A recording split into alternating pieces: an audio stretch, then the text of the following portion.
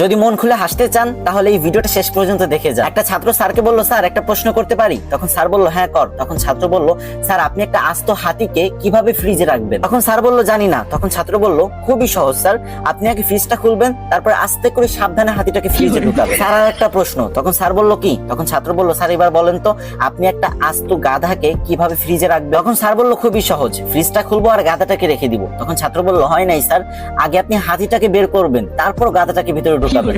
তখন স্যার বলল, আচ্ছা। তখন ছাত্র বলল, স্যার আর একটা প্রশ্ন, বনের সমস্ত পশু পাখি সিংহ মামার জন্মদিনের অনুষ্ঠানে অংশগ্রহণ করতে পারবে, কিন্তু একজন ছাড়া, সেটা? তখন স্যার একটু ভেবেচিন্তে বলল, মনে হয় বাঘ, কারণ সিংহ আর বাঘ একজন একজনকে দেখতে পারে না। তখন ছাত্র বলল, হয় নাই স্যার, গাধা, কারণ সে তো এখনো ফ্রিজের ভিতরে। তখন স্যার রেগে গিয়ে বলল, আমার সাথে মজা করিস তাই না? তখন ছাত্র বলল, না স্যার মজা করি না তো, আর একটা শেষ প্রশ্ন প্লিজ স্যার। তখন স্যার বলল, ওকে। তখন ছাত্র স্যারকে আবারও প্রশ্ন করলো, স্যার আপনাকে অসংখ্য একটা কুমির ভর্তি নদী পার হতে হবে, কিন্তু কিভাবে? তখন স্যার বলল, এটা কোনো অবস্থাতেই সম্ভব না, তবে বড় একটা লোহার নৌকো হলে পার হওয়া যেতে পারে। তখন ছাত্র বলল, হয় নাই স্যার, আপনি খুব সহজেই সাঁতরের নদী পার হয়ে যেতে পারেন, কারণ কুমিরগুলো তো সিংহ মামার জন্মদিনে গিয়েছে।